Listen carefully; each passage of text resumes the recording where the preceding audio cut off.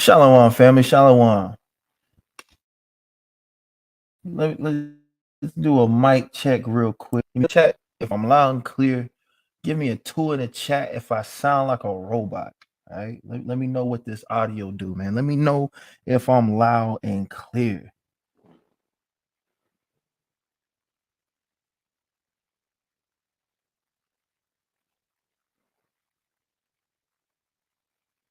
All praise to the Most High. Well, first and foremost, I want to give Call Halal Abanaw Yahweh Baha Shema Mashiach Malak Yahweh Shai. This the brother officer Matati Abamba Yum out of Sakari DTX, Sakari Div W. It's a ice wonderland over here. All right. In Texas, it looks like it looks like that that level in Modern Warfare 2 where it's a snowy area and you gotta be a sniper. That's exactly what it looked like out here in Texas, man. All right. Uh, left tire guy. If the question is pertinent to the subject, then by all means, I'll do my best to answer your question and whatnot, depending on what it is, you know. But yeah, man, y'all see the title, Black History Month question mark, right?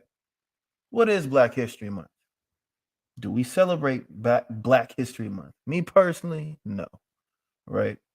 It's more or less an appeasement. All right, shallow to the powerful Shatar Abaja Allah in the chat, man. Shalom, right? But yeah, man. Again, y'all see the title. We gonna go over some quote unquote Black history, but I'm do all around. You feel me? That's what we do over here on this side. All right. Let me see. But yeah, left tire guy. Before I get started, what's your question, man? Do you have a question? Were you just asking if you can ask a question? Let me know.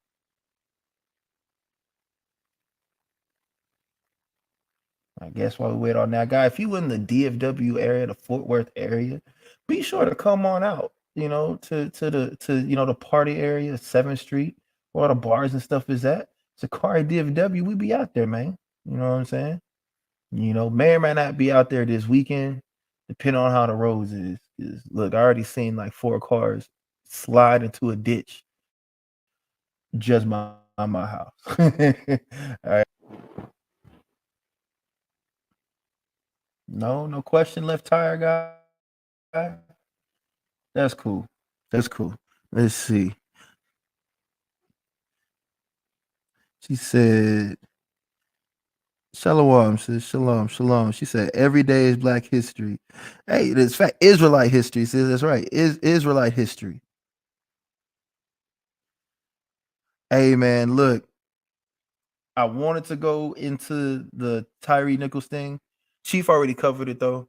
You know, I might do it on a later date, go into it a little bit, depending on what develops from it. But it is what it is. Shalom, Bananaya. Shalom. Let's go ahead and get it. Let's go ahead and get this rolling, right?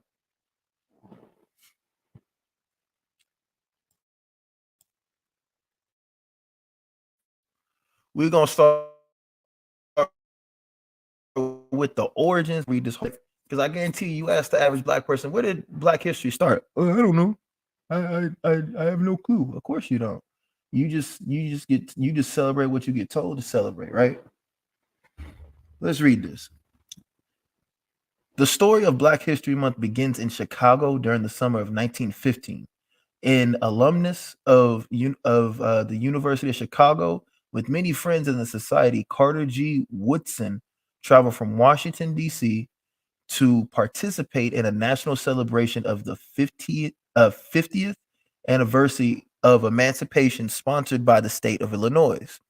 Now, we all know good and damn well that Emancipation Proclamation was a load of what these colonizers would say malarkey. Okay, all right. It was a farce. They still got slavery on the books, right? Let's continue. Thousands of African Americans traveled from across the country to see exhibits highlighting the progress their people had made since the destruction of slavery.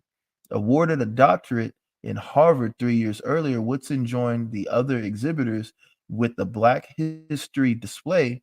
Despite being held at the Coliseum, the site of the 1912 Republican Convention, an overflow crowd of 6 to 12,000 waited outside of their turn to view the exhibits inspired by the 3 week celebration. Woodson decided to form the organization to promote the scientific study of Black life and history before leaving town.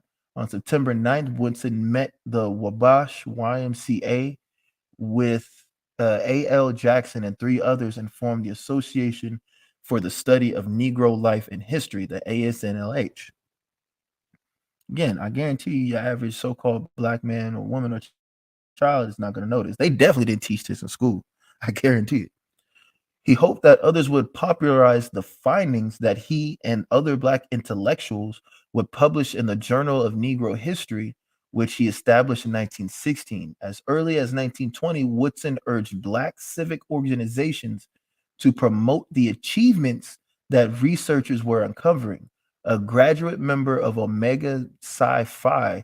Why does that sound like a damn fucking show off the Psych Network, man? Right? He urged his fraternity brothers to take up the work. In 1924, they responded with the creation of Negro History and Literature Week, which they renamed Negro Achievement Week. Right? This is the precursor to what they call now Black History Month. Their outreach was significant, but Woodson desired greater impact. As he told the audience of Hampton Institute students, "We are going back to that beautiful history, and it is and it is going to uh, inspire us to greater achievements." In 1925, he decided that the association had to shoulder the responsibility. Going forward, it would both create and popularize knowledge about the Black past. He sent out a press release announcing Negro History Week in February 1926, right? So you know what I'm saying? So again, this is that start to what they call Black History Month. It was initially called Negro Week, or let me pronounce Negro Achievement Week, right? And that's what they do, and that's what they do during this whole month. They highlight the achievements of so-called Black people, right? However, what they don't do is really talk about the better achievements of our people. This is more of us in a docile state.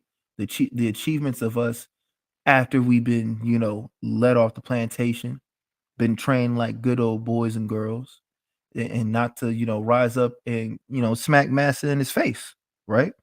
Shalom Sakari, 144 Florida. What's going on, family? Right? If you ain't following Sakari 144 Florida, what are you doing, man? Like, what are you doing? Make sure go to that page, like, sub, and share. All right. Let's continue this.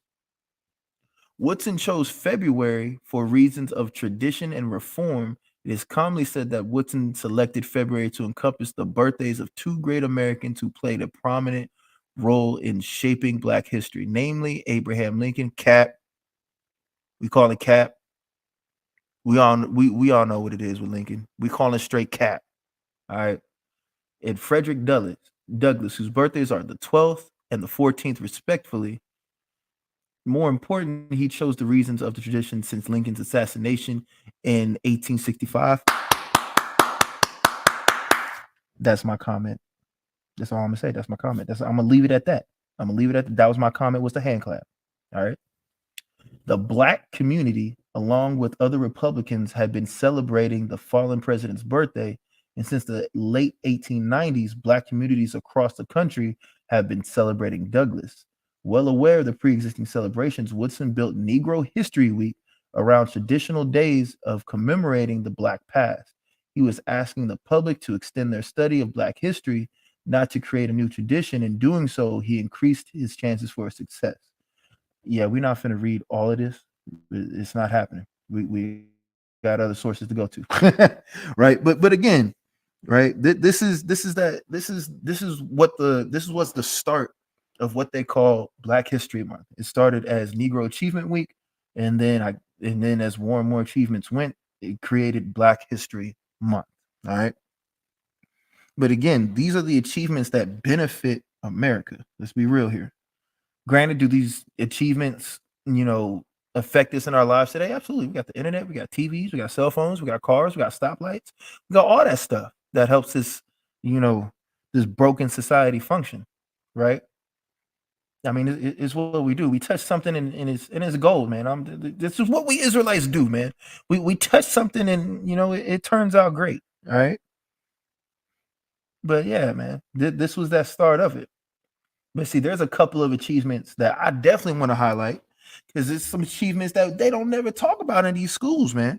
They still trying to erase, slavery off the books. They trying to call it voluntary servitude. There's nobody there's no one on the earth that's gonna volunteer to be castrated, to be hung, to be set on fire, tar and feathered, and pulled apart by horses. No one's volunteering for any of that madness that America has done, right? Again, this is more or less an appeasement by the slave master, saying, "Okay, here goes your time. Recognize yourselves and claim that you're great."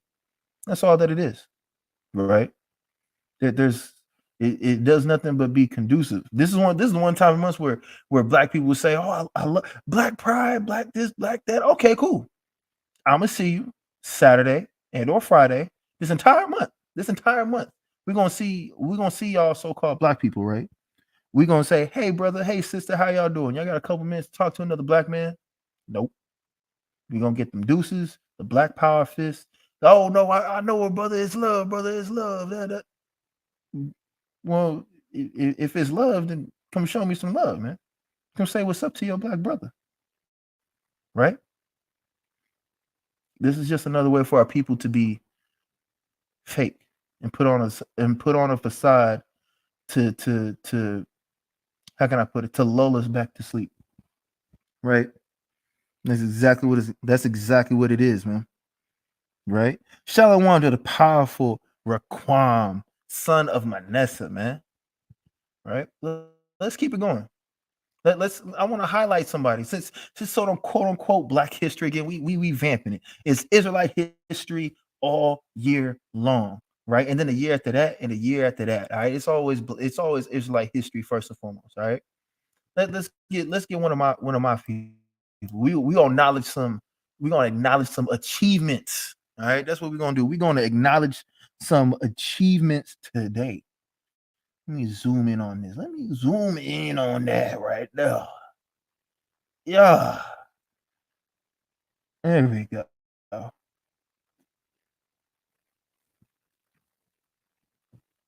We're gonna acknowledge. Yeah, well, I know my volume worked now. Lord in Christ. Nat Turner. Put a one in the chat if you know who Nat Turner is. Put a two in the chat if you don't know, man.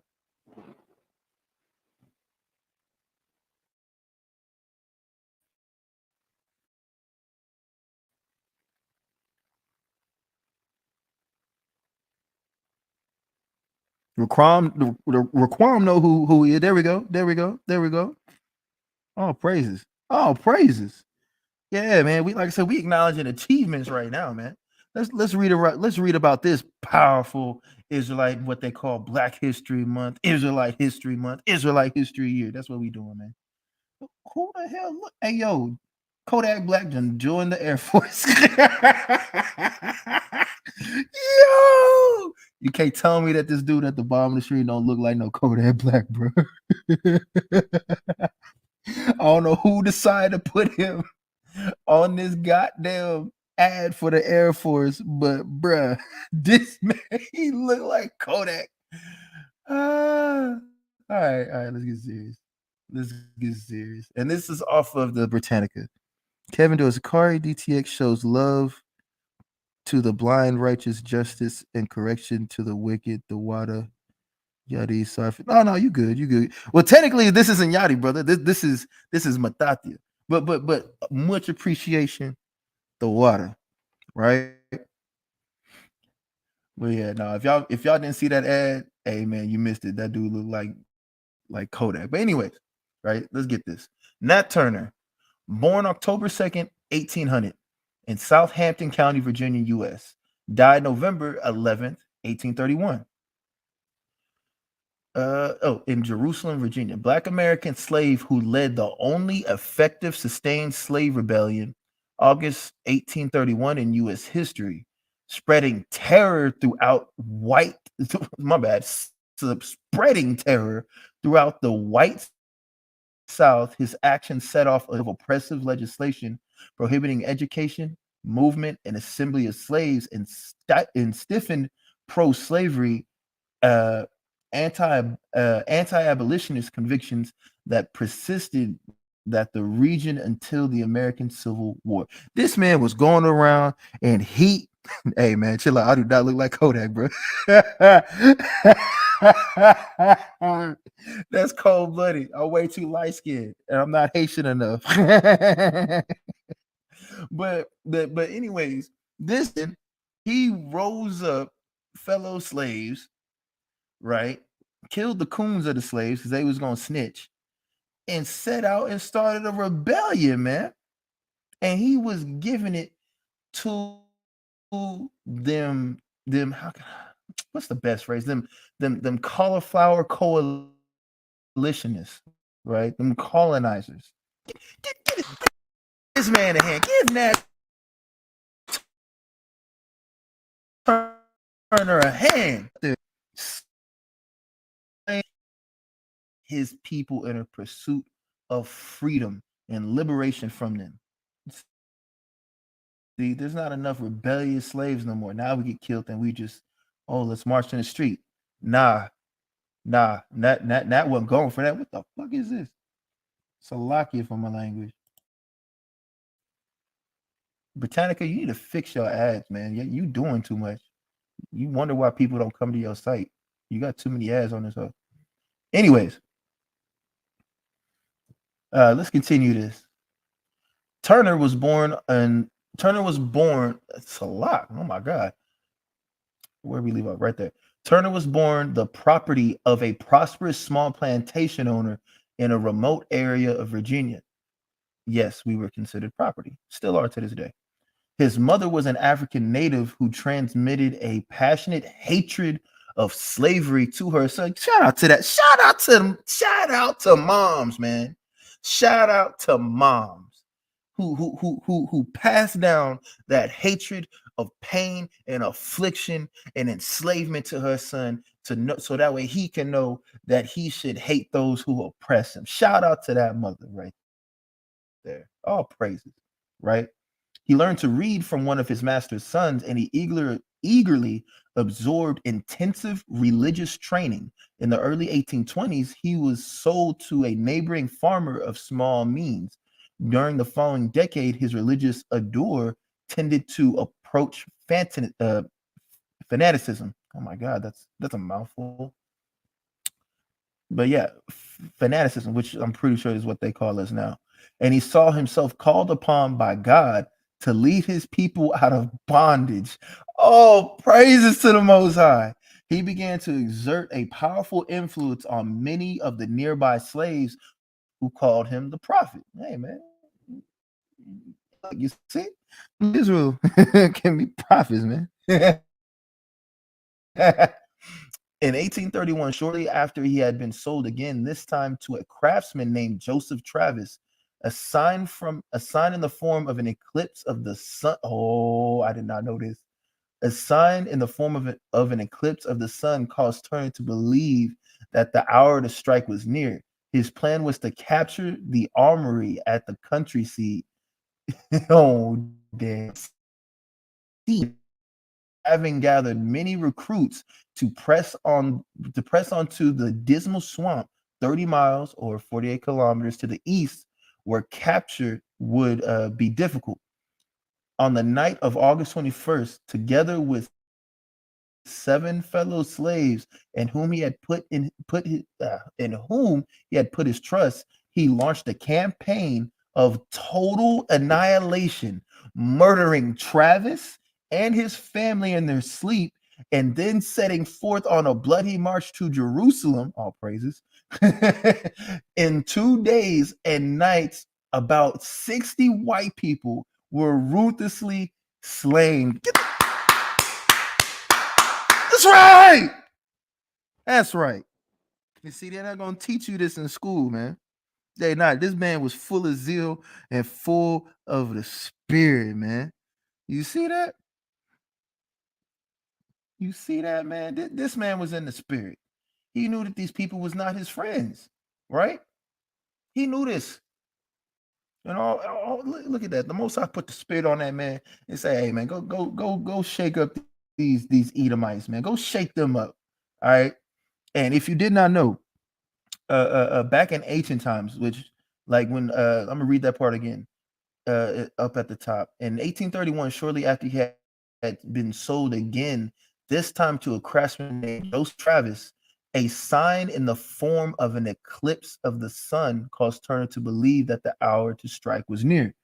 Now, back in ancient days, in Incan tech society, the eclipse of a sun was, of course, a significant thing. At times, it could mean, signs of war. Typically, the main sign of war would have been a blood moon. That'll let you know that war's coming, right? Granted, I don't think he saw a blood moon. It just says an eclipse. But hey, man, look, he's like, oh yeah, it's time to get cracking on these crackers, man. All right, but let's continue. Doomed from the start, Turner's insurrection was handicapped by lack of discipline among his followers and by the fact that only 75 blacks rallied to his cause. Armed resistance from the local whites and the arrival of the state militia, a total of 3,000 men, provided the final crushing blow. Only a few miles from the county seat, only a few miles from the county seat, the insurgents were dispersed and either killed or captured, and many innocent slaves were massacred in the hysteria that followed. You see, they fear us. When a couple of us rise up and the rest of us don't want to rise up with each other, that sets us up for defeat. But at the same time, those that decide to sit, they get attacked because they are scared of us standing up and fighting back, because they know that, one, they deserve it, two, they got to come in, and three, we might enjoy it. Okay. Let's finish this. Turner eluded his pursuers for 6 weeks, but was finally captured, tried, and hanged. You see that, man? That's that's a notable achievement in so-called black history, Israelite history, man. This man gathered up some fellow slaves. They rose up, killed the slave master, killed his family while they were sleeping, and killed about 60 Caucasian slave masters and colonized. That's a wondrous achievement, man. Right? Striking back at those who afflict you, right? Now, again, I'm not saying this is something we ought to do now. Granted, there's going to come a time and a place for this. There's going to come a time and a place where you will have to defend yourself. And I am saying that because we lied. There will come a time and a place where you will have to defend yourself, right? If you ain't been prepared, you better get started, all right? Because the time will come where the red man's going to be really red, and either you going to make him more red or he going to get you. Let's see. Is that really? Yeah, let's finish this because this is it on that. Now, Nat Turner's rebellion put an end to the white Southern myth that slaves were either content with their lot or too servile to mount an armed revolt. Boy, this is our people right now. Slaves were either content with to mount a revolt. That's our people right now. Right now.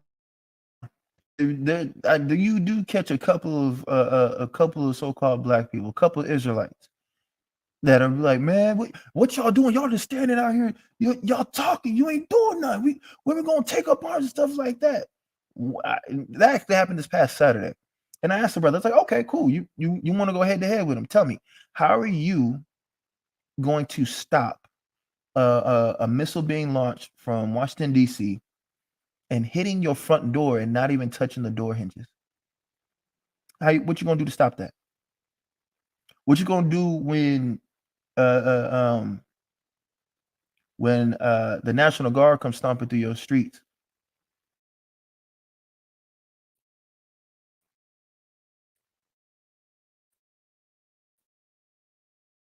Wh- What you gonna do then?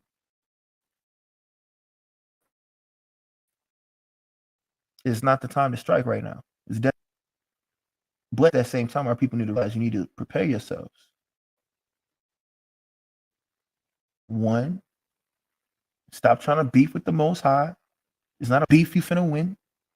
All right, you better get right with the Most High first, and Lord, when He preserve you through that, right? But again, this is our people, right? Right? Not to the extent that they would revolt armed, but our people don't even want to, you know, economically fight back. They don't want to spiritually fight back. They don't want to do none of that. They are content with their lot. They're content, right? They was as matter this, that, and the third. Everything you say, no, just no peace. There's never been no justice, but yet you continue to peace. You are content with your lot and you're too servile to mount any form of revolt, right? And that's a weakness of our people, right? Our people need to get right with the Most High before they say that they really bout it, right? Let's finish this. In Southampton County, black people came to massacre. Oh, my bad. Came to measure time from Nats Fray or Old Nats War. For many years in black churches throughout the country, the name Jerusalem referred not only to the Bible, but also covertly to the place where the rebel slave had met his death. Hey man, I want to find out what this place is. And if there's not an Israelite camp or ministry going on there, what the hell are y'all doing? There needs to be one over here, right? But again, in the quote unquote time of so-called Black History Month, let's get some more Black history, man. Let's get some more notable accomplishments and achievements.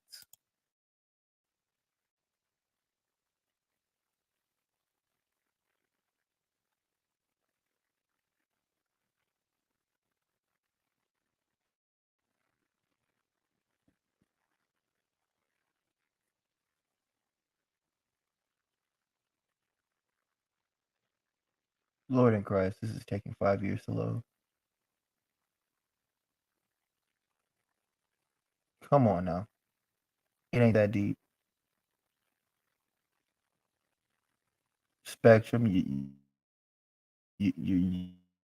you're ruining it. It's see, it's the Britannica. It's exactly what it is. It's all these ads. That's exactly what it is.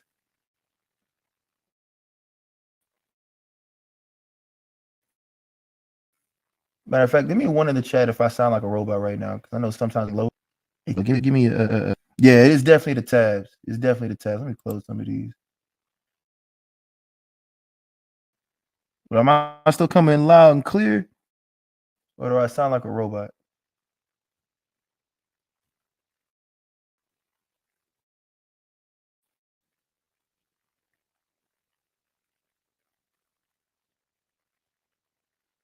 Okay, God. Said cutting out a little. You see, they don't want to let one lawyer be great because that's where we stop in this.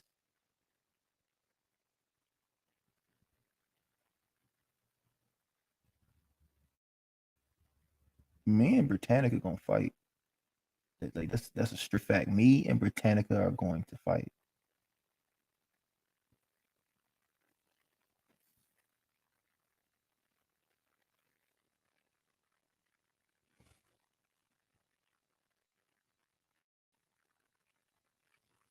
Absolutely, Raquam. That counts, man.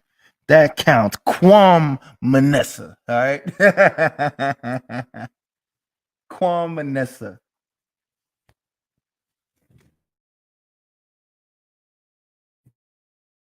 Lord in Christ. You take it long. See, they don't want to let me try. Can I close some of these? Because this is annoying. This is maddening. All right. We just gonna jump right into it. All right, y'all. Next up, the Haitian Revolution. Right? We Quam lawyer. All right. Quam lawyer. Even though a lot of Manessa are Hatui, they still call us Alku. Yeah, we the same. We know what's going on. We know what's going on, Manessa.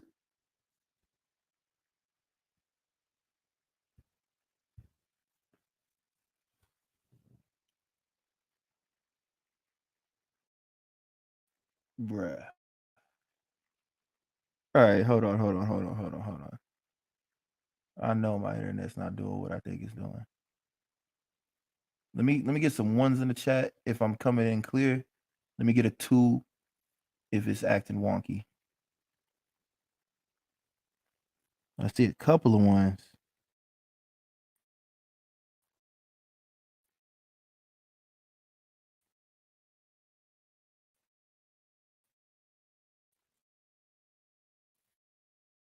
But I've been told that I'm cutting it out.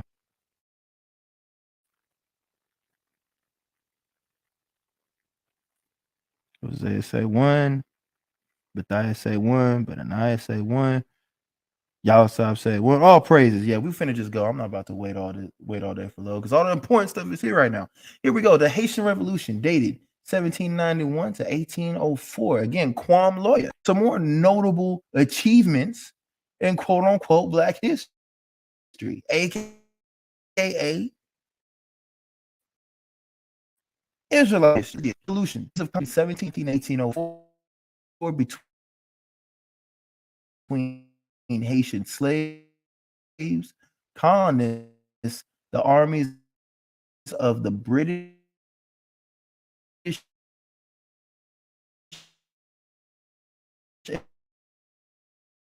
and French colonists that are through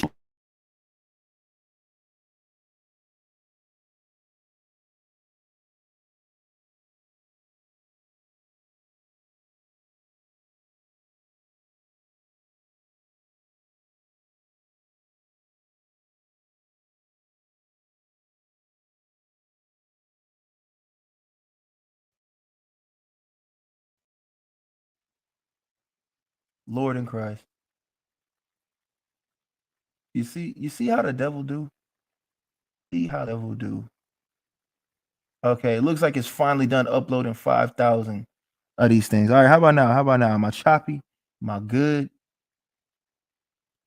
Am I choppy? Am I good?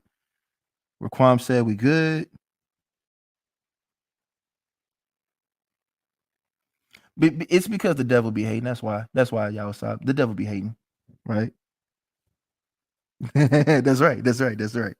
But calm, I'm coming in clear now. We good. All praise to the Most High. All right, let me read that again because that was. Let me read that again. Right, the Haitian Revolution, series of conflicts between 1719 and 1804 between Haitian slaves, colonists, the armies of the British and French colonizers, and a number of other parties. Through the struggle, the Haitian people ultimately won independence from France and thereby became the first country to be founded by former slaves. All praises to the Most High, man. All praises to the Most High, right? Look at that. Look at God, man. Look at those who are joined unto God, man. All right. All praises. Like they were the first ones to be like the first country to be founded by former slaves, right? Colonial rule and slavery. The Spanish began to enslave the native Taino and Chiboy people soon after December 92, when Italian navigator Christopher Columbus, aka a rat, a hoe, a B to the I to the T to the C to the H, a bootlicker, a scumbuffer, a rapist, a pedophile, hoe addict, all types of discriminatory words against this man. You know, words. All right. All of them words. All right. Cited the island that he called La Isla Hispaniola, the Spanish island. Later, angelicized and stated by and brutal words. At the end of the 16th century, the people had virtually vanished. Thousands of slaves imported from other Caribbean islands met the same fate. After the main gold mines were exhausted, the Spanish were succeeded by the French, who established their own permanent settlements, including Porte Portepe. Bay, if you in the chat, tell me how to pronounce that. Right? In 1665. In the Northwest and in the French West Indies, cooperation took control of the area. Landowners in Western Hispaniola imported increasing numbers of African slaves, who totaled about 5,000 in the late 17th century.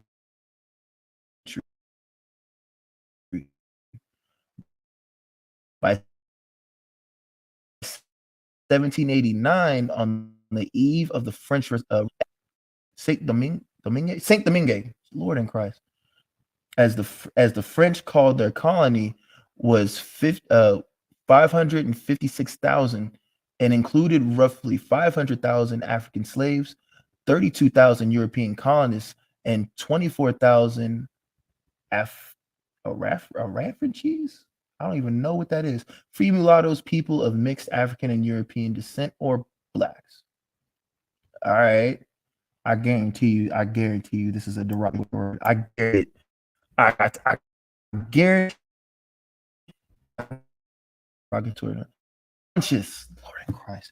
I took French, and yet I'm having trouble with French and Spanish words. This is Port-au-Prince. Is that what that is? Port-au-Pay? No, that ain't Port-au-Prince. It might have turned to Port-au-Prince. I'm not too sure.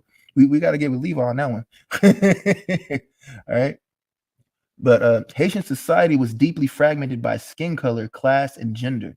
The Franchis, most of them mulattoes, were sometimes slave owners themselves and aspired to the economic and social levels of the Europeans. Coons! They feared and spurred the slave majority, but were generally discriminated against by the white European colonists, who were merchants, landowners, overseers, craftsmen, and the like. The aspirations of the Franchis became a major factor in the colony's struggle for independence. A large part of the slave population was African born from a number of West African peoples. The vast majority worked in the fields. Others were household servants, boilermen at the sugar mills, and even slave drivers. Slaves endured long, back-breaking work days and often died from injuries, infections, and diseases. Malnutrition and starvation were also common. It's a lot.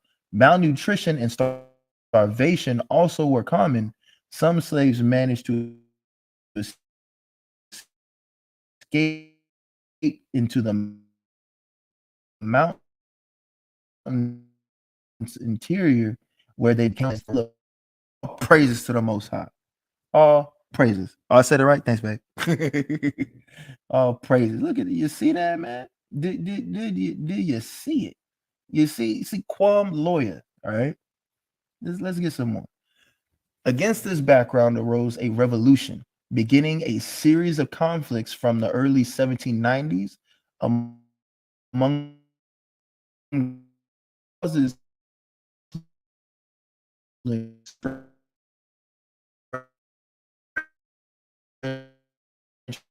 revolution, nationalistic rhetoric, voodoo ceremonies, the continuing brutality of slave owners, and wars between European powers. Vincent Okay? Oogie? Visit. Okay. It's the same who had assembly for colonial reforms led an uprising in the late 70s, but was toward see they hate us when we want to stand up, but they love us when we stay down, right? In May 1791, the French revolutionary government granted citizenship to the wealthier Francis, but Haiti's European population disintegrated the law. Within 2 months, isolated fighting broke out between Europeans and Afranches, and in August, rose rebellion. Still blacks out there. It's an appeasement. Europeans attempted to appease the mulattoes in order to quell the slave revolt. The French Assembly granted citizenship to all of Francis in April 1792. The country was torn by rival factions, some of which were supported by Spanish colonists in Santo Domingo on the eastern side of the island, which later became the Dominican Republic, the DR, or by British troops from Jamaica. In 1793, the commissioner, Leguer Félicité Sontonax was sent from France to maintain order and him to slaves who joined his army. He soon abolished slavery altogether, a decision confirmed the following year by the French government. Which, if there's anybody from France, especially the French government, you owe Haiti a lot of reparations. Okay? In the late 1790s, Toussaint Louverture, a military leader and former slave, gained control of several areas and earned the initial support of French agents. He gave nominal allegiance to France while pursuing his own political and military designs, which included negotiation with the British in January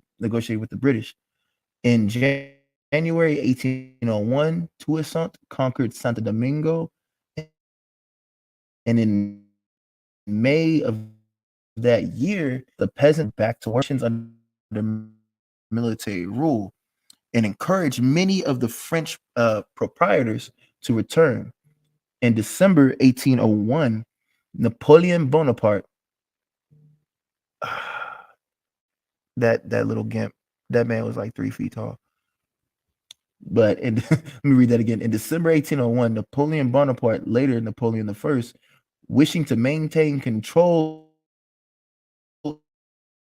of the island, attempted to restore the old regime in Leclerc with an experienced force from Santo Domingo that included Alexander Sabin's Petition and several other exiled mulatto officers. Toussaint struggled for several months against Leclerc's forces before agreeing to an armistice in May 1802. However, the French broke the agreement and imprisoned him in France. He died on April 7th, 1803. See, it's just like Esau, man. He always want to break a treaty. He don't never wanna end of the deal, right? Hey, for those who got that biblical knowledge, man. What's another title for Napoleon Bonaparte? The little horn. Yes, that was a biblical dad joke. Put it in your pocket and laugh about it later. All right. Independent Haiti. Some of Toussaint's lieutenants, most notably Jean-Jacques de Selenis. That's the man right there. That's the guy. We're gonna read that again. Some of Toussaint's lieutenants, most notably Jean-Jacques de Selenis and Henry Christophe, resumed the war against the French in 1802. They were soon joined by a petition and other mulatto leaders who were infuriated by the restoration of the restrictions on their caste. Both the blacks and the mulattoes were reports that France had reestablished slavery in Guadeloupe and Montague, and the struggle was carried on with great desperation. The French were weakened by an epidemic of yellow fever. Look at God. Look at God, man. Look at God. You see that? He said, I'm gonna strike y'all with diseases by coming up against those who are joined unto me. Look at God, right? The French were weakened by an epidemic of yellow fever. Leclerc succumbed to the disease in November 1802, and the conclusion of the Louisiana Purchase in May 1803 signaled the post in America. Less than 3 weeks later, the French position in Haiti became truly hopeless, and the renewal of hostile French and May 18th, 1803. Boy, lawyer handling business. All right. On November 18th, the Army Indigene, the Army Indigene, or French for Indigenous Army, under Dessalines, defeated the French at the Battle of Verteres.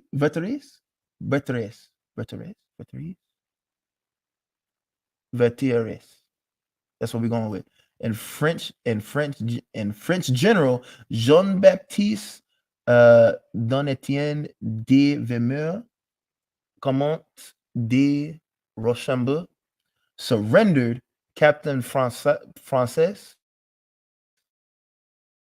now Captain the last significant French stronghold. Under the terms of the surrender, the French were given 10 days to evacuate, but Rochambeau showed no haste in embarking his troops. Dessalines responded by threatening to turn his cannons on the French anchor and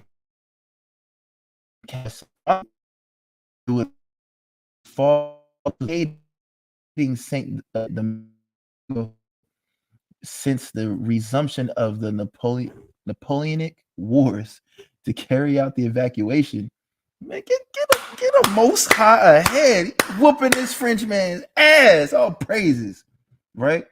British Captain Jean Bly treated with both Rochambeau and Dessalines, and the French garrison finally departed Count Francis as British prisoners. While this marked the end of the French military action in Haiti, France continued to the 1804. The entire island declared independent under the Arawak-derived name of Haiti.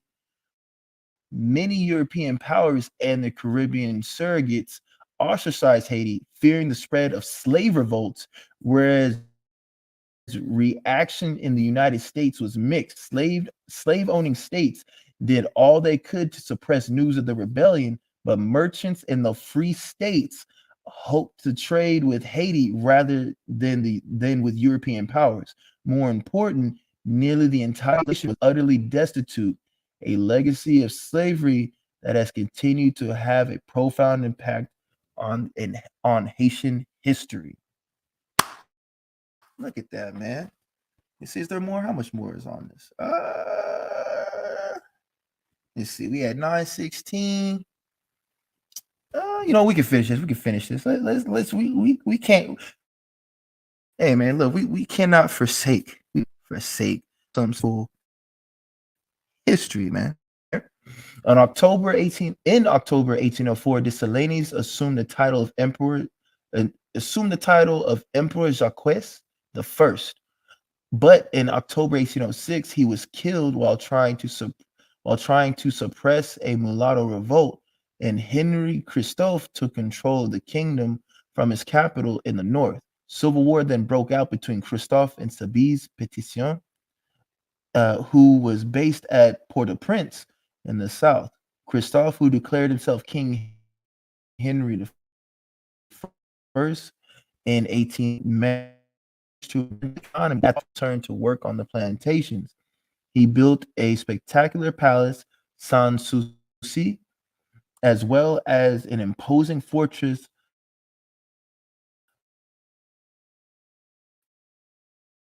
La Citadelle La Ferrie, in the hills of its suicide in 1820.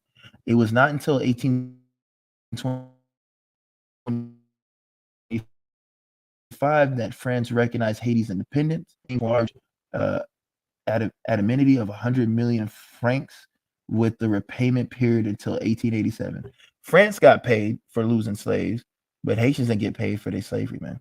You see that? They always find a way to get us, man. But again, they don't. I did not learn this in school.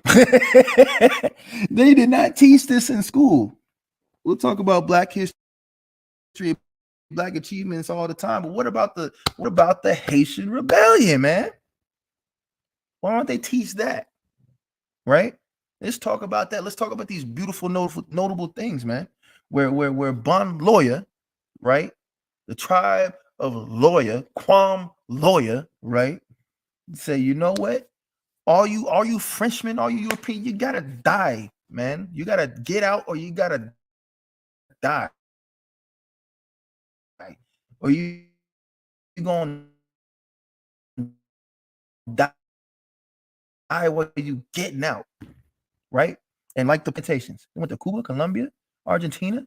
They went to the West Indies. They went all over the place, man. Right? Because they knew where their people was at, and they knew what their people was going through. That's that love right there. That's powerful love right there. Let's get some more.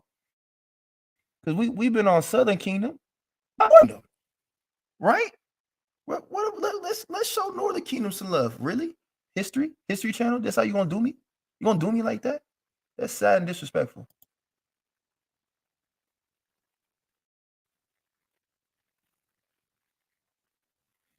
Close this pretend.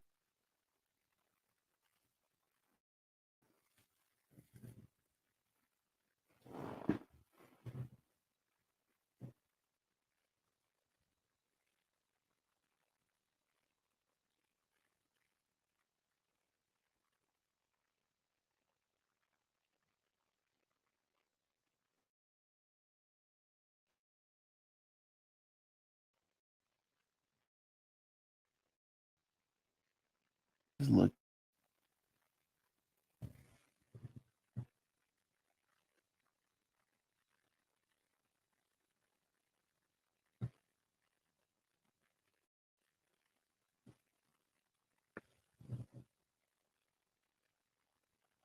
You just gonna take your time, ain't you?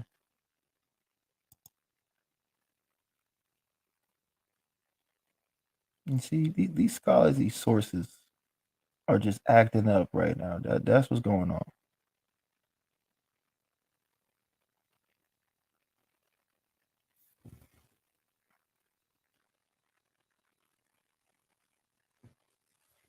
That's right. That's right. Hey, look, I went to San Antonio. I visited the Alamo. They got statues of these colonizers in front of the Alamo, and people picture next to it and whatnot. I ain't gonna lie. If I had the chance, I would have peed on it. That's just me. I don't like it. I want to see it torn down. That's just me though, right? Before you even get to the article, look at Gad. Look at Gad getting down. Look at this brother right here. Look at this brother. Just straight up. Look, he got the horse down. This man down dead. This man getting his head stomped out by the horse. He about to get hit with a tomahawk, right? This man on a horse. He said, "You know what? I'm finna do you dirty, son. I don't know what you think this is." And over here to the right, you got Gadite snipers getting at the cavalry. Right, Gad getting it in, man. Gad getting it in. Northern Kingdom was getting it in over here. All right. Let's read this quick. English colonists arrived in Jamestown, Virginia in 1607. When the settlers started an unnecessary relationship with the Native Americans, Indian Gadites, Northern Kingdom, who had thrived on the land for thousands of years. At that time, millions of indigenous people had settled across North America in hundreds of different tribes. But between 1622 and the late 19th century, a series of wars and skirmishes known as the Indian Wars took place between American Indians and European settlers, mainly over land control. Yeah, because you had somebody coming up in my brother's house, trying to steal it, killing people, raping women, children, and men. Right? John Smith from Pocahontas was not a nice man. He was a pedophile and a rapist. Right? And that's right. That's right, man. You see, Issachar was in this mix too, right? This one right here. This for Northern Kingdom, my man. This is for the Northern Kingdom right here. All right. Let's see. Let's pick one at random. All right. We're not gonna stay too long on this because we still got a little bit of stuff to go through. Let's go. Da, da, da, da, da, da, da. Let's go to the Seminole Wars. Is it gonna load? What just happened? How you gonna have a link? It's not gonna pay you.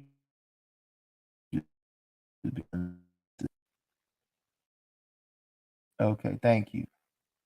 This code got my internet tripping, y'all. Salakia. The Seminole Wars. In the first Seminole War, which would be Reuben, in the First Seminole War, 1816 through 1818, the Seminoles, assisted by runaway slaves, defended Spanish Florida against the U.S. Army. In the Second Seminole War, 1835 through 1842, the Indians fought to retain their land in the Florida Everglades, but were almost wiped out.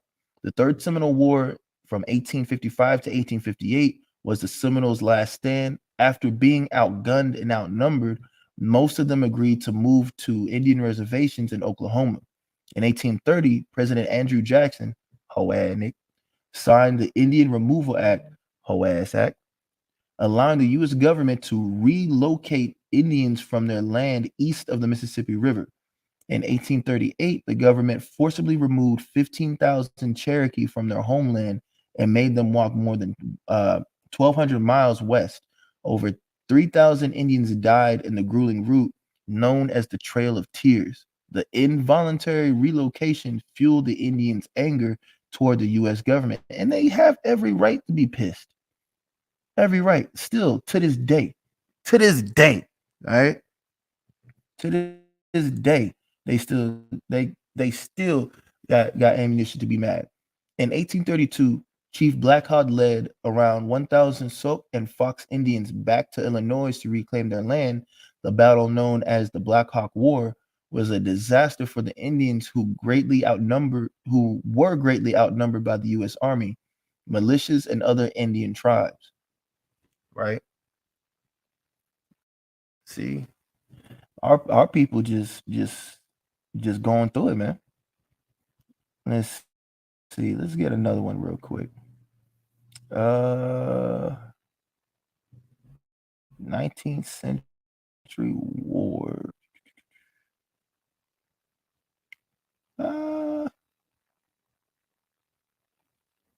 Yeah, let's go.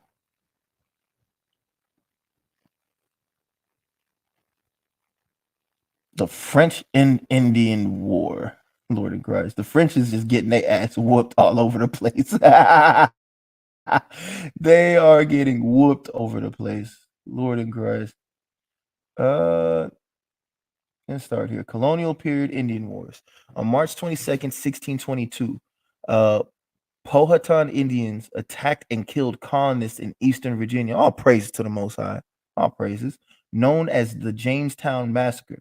The bloodbath gave the English government an excuse to justify their efforts to attack Native Americans and confiscate their land. You see that? You mess with the people who was living in the house chilling, they react, and you say, okay, now we're justified. Edomites for you, I tell you. In 1636, the Pequot War over trade expansion broke out between Pequot Indians and English settlers of the Massachusetts Bay Colony in Connecticut. The colonists' Indian allies joined them in battle and helped defeat the Pequot.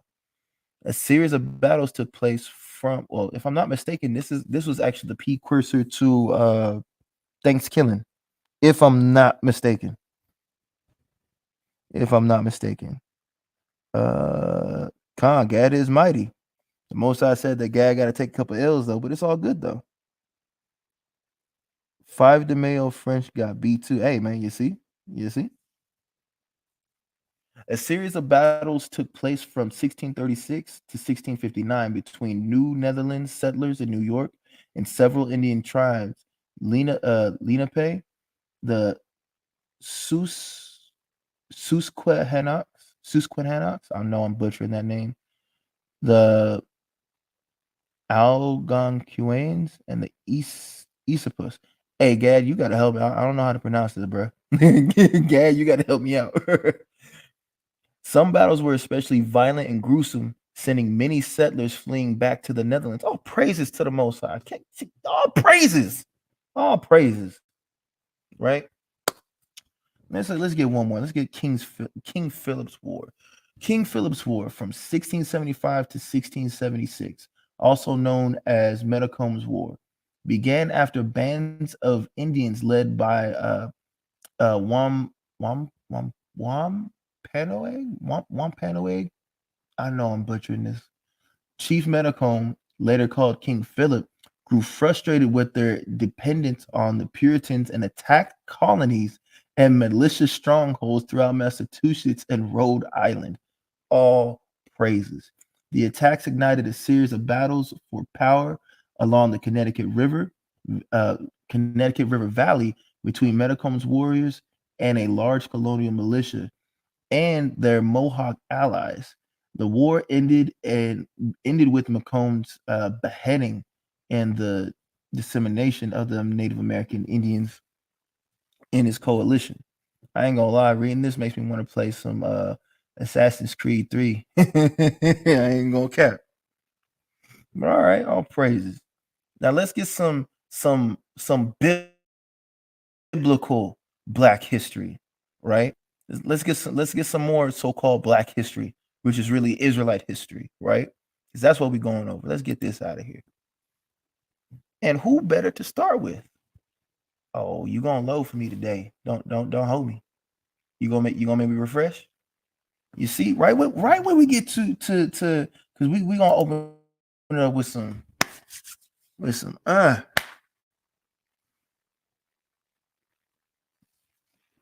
No wonder you dangerous, Raquan.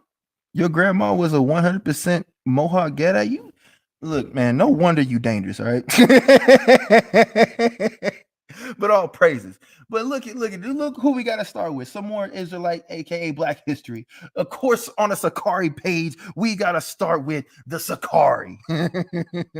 All right, that's what we're gonna start with. Let's learn about some more Black, aka Israelite history. We starting with the SICARRI, the Zealots, man. Let's get this.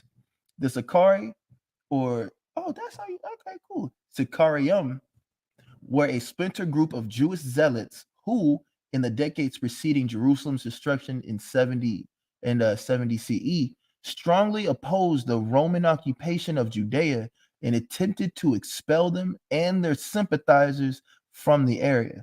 The SICARRI carried sike, or small daggers, concealed in their cloaks. At public gatherings, they would pull out these daggers and attack Romans and alleged Roman sympathizers alike, blending into the crowd after the deed to escape detection.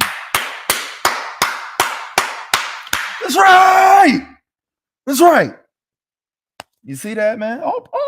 All praises to these zealots, man. All praises to these zealots, the ancient SICARRI, man.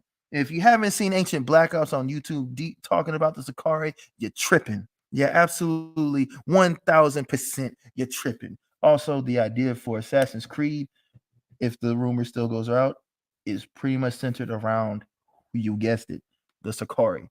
Pull out daggers, get their target, and deuce out. What you do on Assassin's Creed? You sneak around, you take your little dagger, your hidden blade, you get your target, and you deuce out. You feel me? But all praises. This is black, and this is black, aka Israelite history, man. Right? Let's get some more on these powerful zealots, right? Let's get some more on these powerful men.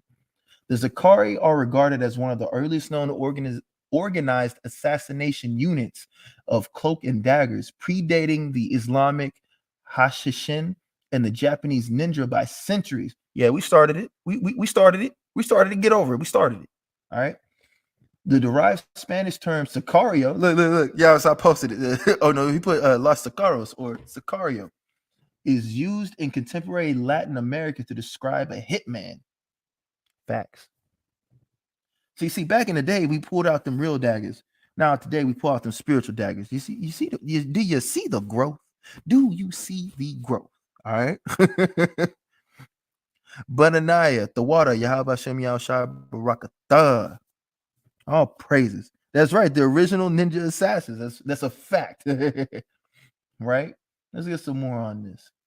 We don't need details on the name right now. Let's get some more. All right. Victims of the SICARRI are thought to have included High Priest Jonathan, although it is possible that his murder was orchestrated by the Roman governor Antiochus Felix. I believe it. I straight up believe it. It was a setup. I believe it. Some murders were met with severe retaliation by the Romans on the entire Jewish population of the region. Like it was back then, so it was now. Just like how earlier we read when Nat Turner, he led his rebellion, and then the colonists or colonizers started to take it out on other slaves. Same thing happened here, right? I lost my spot. Where'd it go? Oh, right there. However, on some occasions, the SICARRI would release their intended victim if their terms were not met. Much of what is known about the SICARRI comes from the Antiquities of the Jews and the Jewish War by Josephus, who wrote that the SICARRI agreed to release the kidnapped secretary Eleazar, governor of the temple precincts, in exchange for the release of 10 captured assassins. At the beginning of the first at the beginning of the first Roman-Jewish war, the SICARRI and possibly zealot helpers, Josephus differentiated between the two, but did not explain the main difference in depth, gained access to Jerusalem and committed a series of atrocities in an attempt to incite the population into war against Rome. That is right. Get your people stirred up, man. Get your people stirred up. Like, what y'all doing? Y'all cool with these Edomites ruling over us? Doing that? Nah, fam. We going out swinging. All right. In one account given in the Talmud, which, if you don't know, Deacon is doing mighty works exposing what's in that Talmud. All right. He's exposing them small hats. All right. They destroyed the city's food supply. Look at that war tactic. Freaking Sun Tzu even wrote about that. He probably got it from us. Sun Tzu probably got this tactic from us. Let's be real about it. They destroyed the city's food supply, using starvation to force the people to fight against the Roman siege. Instead of negotiating peace, their leaders, including Menachem ben Yehuda and Eleazar ben Bonair, I'm assuming Ben Lawyer, right? And that's so powerful. Were notable figures in the war, and the group fought in many battles against the Romans as soldiers. Together with the small group of followers, Menahem made his way to the fortress of Masada. If you in SICARRI and you don't know what Masada is, you boy, you better know what Masada is, my boy. You better. All right. You better. All right.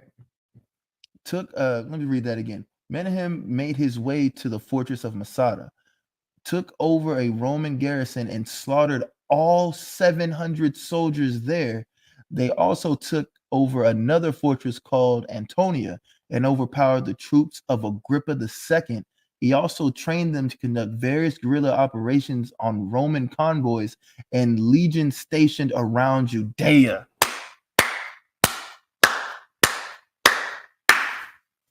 The SICARRI.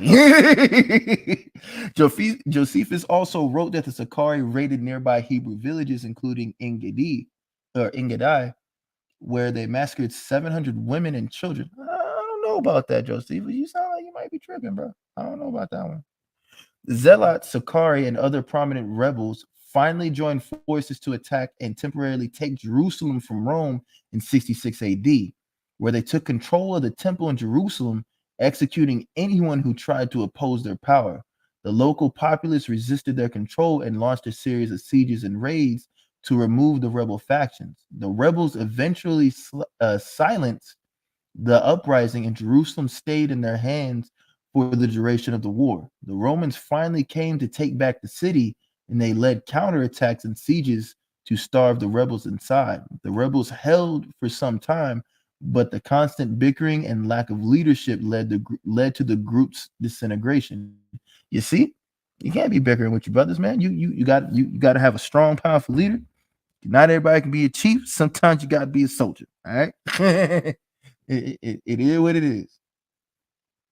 Where I lost my spot. I lost my spot. Where we go? Where we go? Where we go? Boom, boom, boom, boom. Boom. There we go. The leader of the SICARRI, Manaheim, was killed by rival factions during the altercation. Soon the Romans regained control and finally destroyed the whole city in 70 AD. Eleazar or Alazar and his followers returned to Masada and continued their rebellion against the Romans until 73 AD. The Romans eventually took the fortress and, according to Josephus, found that most of its defenders had committed suicide rather than surrender.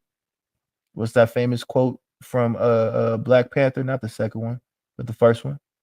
He said, "I'd rather." He said, "What did Killmonger say?" He said, he said, "I'm just like my ancestors. I'd rather die than go into bondage, man." Right? Let's see. Boom. In Josephus, the Jewish war, after the fall of the Temple of 70 AD, the SICARRI became the dominant revolutionary Hebrew faction scattered abroad. Josephus particularly associates them with the mass suicide at Masada in 73 AD and the subsequent refusal to submit to the taxation census when Cyrenius was sent to Judea to make one. Josephus as part of their rebellion, religious, and political scheme. You see? Wait, what the hell does this say? Oh, I don't know if this is factual, but hold on. Judas Iscariot, one of the 12 apostles of Yahushua, according to the New Testament, was believed by some to be no. No. I'm calling cap. I'm calling cap on that. That's cap. That's cap. I'm calling cap right there. Cap. That's cap. All right. Why am I calling cap on that? One,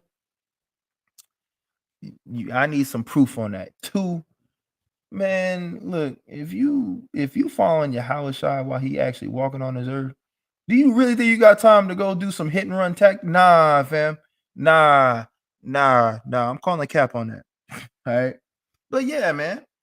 Israelite, aka Black History, right here, man. The SICARRI, right? Matter of fact, let's get some biblical references.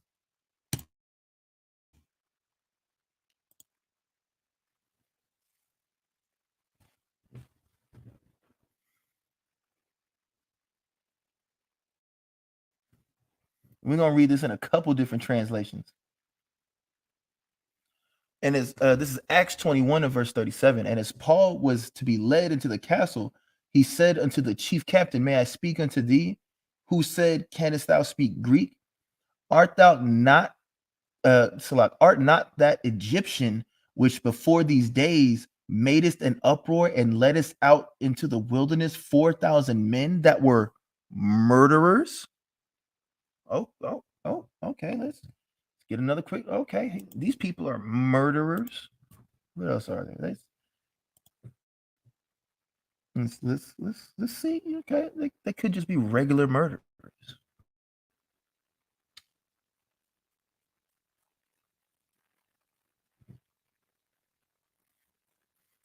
Acts 21 and 38 in the NLT. Aren't you the Egyptian who led the rebellion some time ago and took 4,000 members of the assassins out into the desert? Murderers, assassins. What? Who are these people? Who are these assassinos? Right? Who are they? Who are these people that Paul's being blamed that he let out? Who are?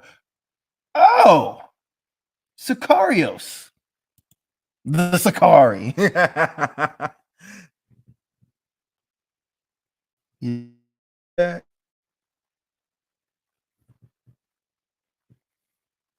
An assassin, one who carries a dagger or short sword under his clothing that he may kill secretly and treacherously anyone he wishes to.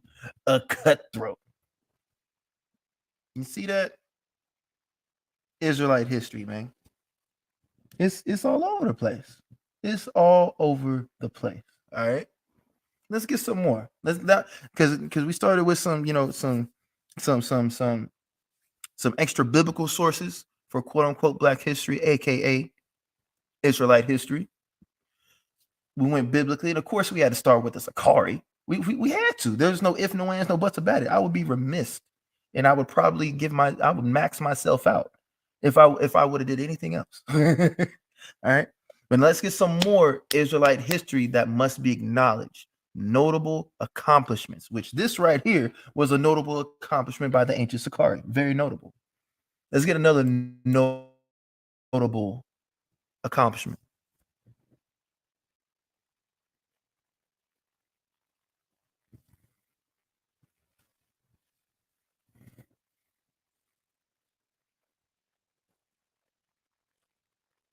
This is Exodus chapter 14 and verse 1.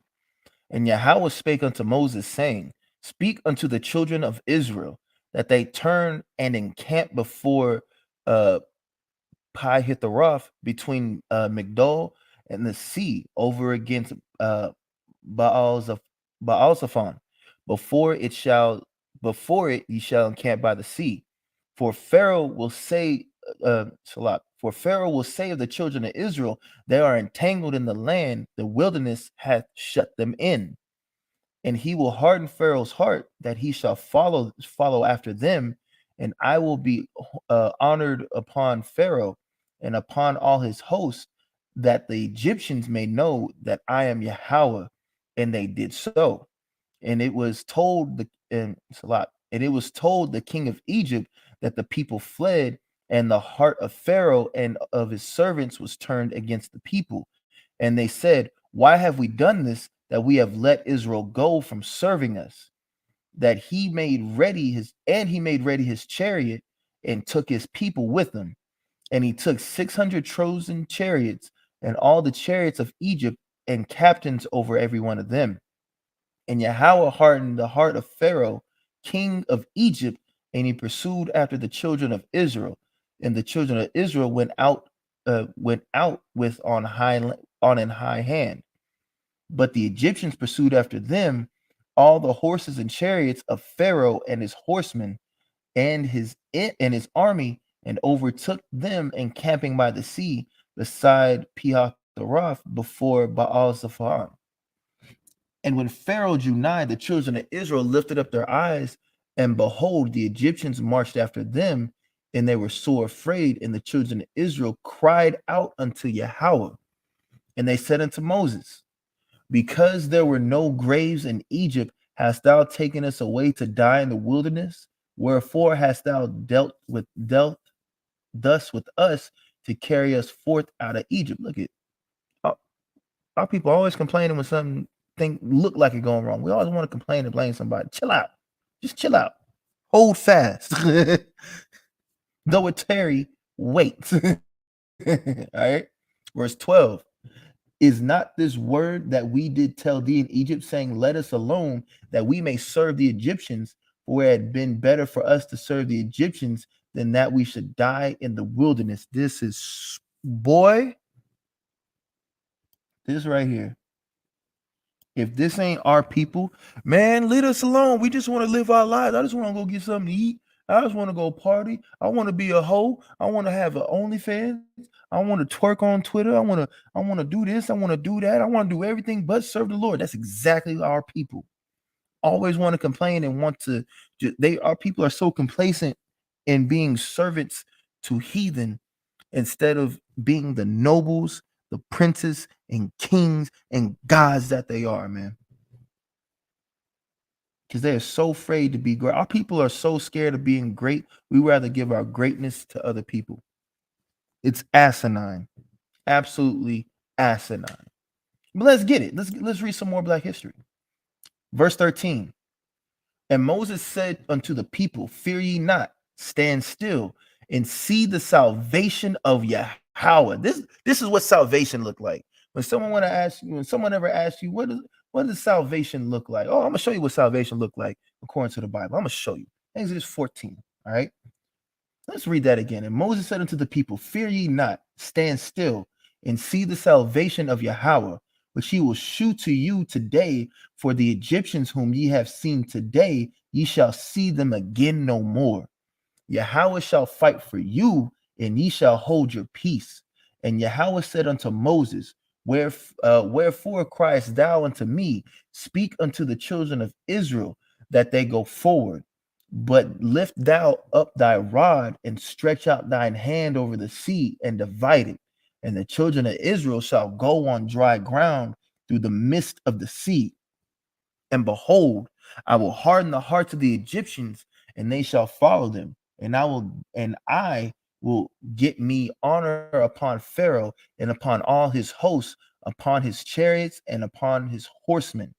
And the Egyptians shall know that I am Yahweh when I have gotten me honor upon Pharaoh, upon his chariots and his horsemen. And the angel of God, which went before the camp of Israel, removed and went behind them, and the pillar of the cloud went from before their face and stood behind them. And it came between the camp of the Egyptians and the camp of Israel. And it was a cloud and the darkness to them, but it gave light by night to these, so that the one came not near the other all that night. And Moses stretched out his hand over the sea, and Yahweh caused the sea to go back by a strong east wind that it all that night, and made the sea dry land, and the waters were divided. And the children of Israel went into the midst of the sea upon the dry ground, and the waters were a wall unto them on their right hand and on their left. And the Egyptians pursued and went in after them in the midst of the sea, even all Pharaoh's horses, his chariots, and his horsemen. And it came to pass that in the morning, in the morning watch, Yahweh looked unto the host of the Egyptians through the pillar of fire and of the cloud, and troubled the host of the Egyptians. He took off their chariot wheels that they drave them heavily, so that the Egyptians said, let us flee from the face of Israel, for Yahweh fighteth for them against the Egyptians. This man, this all powerful Abanawa Yahweh said, oh, you finna chase? That's cool. I'm finna cut your wheels off your boy. Can you imagine, man? The wheels got cut off, so you got stuck, and you try to run on foot. That's what happens when you try to box against the Most High. He gonna get you. All right. Verse 26. And Yahweh said unto Moses, stretch out thine hand over the sea, that the waters may come again upon the Egyptians, upon their chariots, and upon their horsemen. And Moses stretched forth his hand over the sea, and the sea returned to his strength when the morning appeared, and the Egyptians fled against it.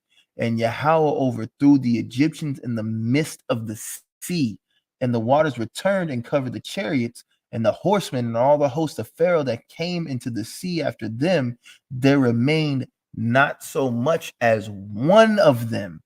But the children of Israel walked upon dry land in the midst of the sea, and the waters were a wall unto them on their right hand and on their left. Exactly. This must have been something to see. And our people just don't care about it, sadly enough. But look at God, bro.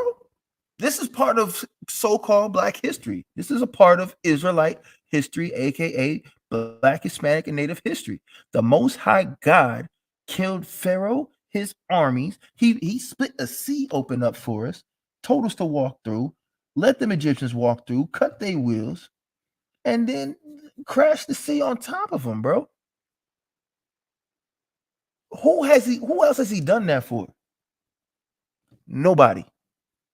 Because he loved us and only us. He only had to delight in our fathers and their seed after them, which is us, man. Right? This is part of our history. And if you watching this for the first time and you don't know that you're an Israelite, if you're a Black, Hispanic, and Native, know that you're an Israelite from one of the various 12 tribes of the nation of Israel. And when you read this story in Exodus, this is part of your history, man. So if you celebrate Black, Hispanic, and Native history, this is part of it, man. Israelite history is Black, Hispanic, and Native history. Understand that. All right, let's get a few more. Uh Another notable part in quote unquote Black history.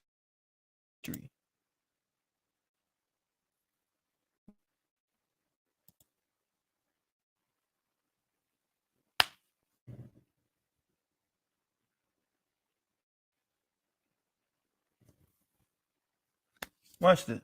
First Kings 2 and 10. So David slept with his fathers, David is passed, and was buried in the city of David. And the days of David reigned over Israel were 40 years. 7 years reigned he in Hebron, and 30 and 3 years reigned he in Jerusalem. Verse 12, and this is the point.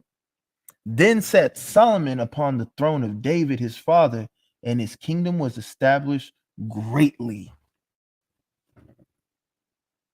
King David, the history of King David, the history of King Solomon, that's Black history. That's Hispanic history. That's Native history. That's Israelite history. We don't celebrate it for just a month. We do this year round, right? This is part of it. This is part of our history right here, man. Right? This is part of so-called Black history. These are our people, right? Let's get some more.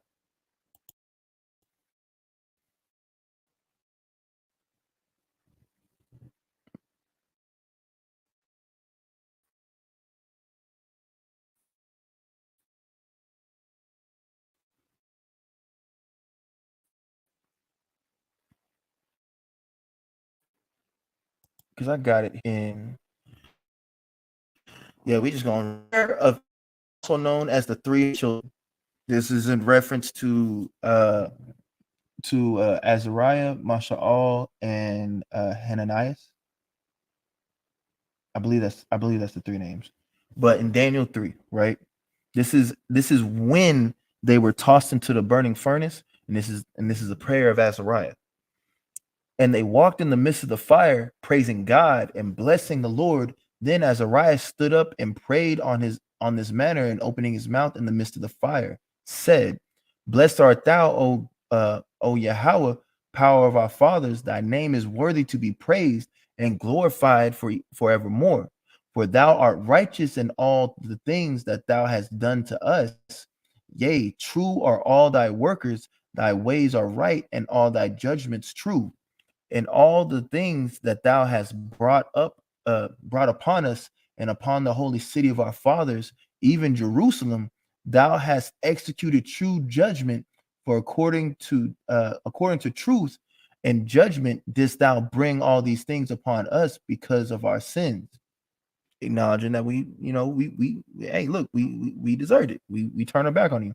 "For we have sinned and committed iniquity, departing from thee. In all things have we trespassed and not obeyed thy commandments, nor kept them, neither done as thou hast commanded us, that it might go well with us. Wherefore all that thou hast Wherefore that all that thou hast brought upon us, and everything that thou hast done to us, that thou hast done in true judgment. And thou didst deliver us into the hands of lawless enemies, most hateful forsakers of God, and to an unjust king, and the most wicked in all the world. And now we cannot open our mouths. We are become ashamed and reproach to thy servants and to them that worship thee. Yet deliver us up wholly for thy name's sake, neither disannul thou thy covenant, and cause not thy mercy to depart from us for thy beloved Abraham's sake, for thy servant Isaac's sake, and for thy holy Israel's sake. Right? Which we're actually running low on time here, but essentially the point, this is a prayer that he's making in in the furnace, if I'm not mistaken. And of course, if you know what happened in that furnace, Daniel 3, there was a angel that came down and protected them from the flame. Not a hair on their head or even any of their fabric caught on fire. They were protected by the Lord. That's part of that Black history, that Hispanic history, that Native history. That's Israelite history, man. This belongs to us, right? And our people need to start reclaiming that, right? Our people need to seriously wake up and understand that this so-called Black History Month is nothing more than an appeasement, and we need to actually do a little bit more digging into our research. They only want us to celebrate the things that they want us to celebrate versus the actual acknowledgement and achievements, such as us rising up and fighting back against the slave owner, us standing up against, actually standing up against oppression, actually standing up against it, man. Right? One day our people's gonna get it. Either they're gonna get it and make it to the kingdom, or they're gonna get it by death by pain. One of these things is gonna happen, right? And yes, Black History Month is an absolute mockery to our people. It truly is, right?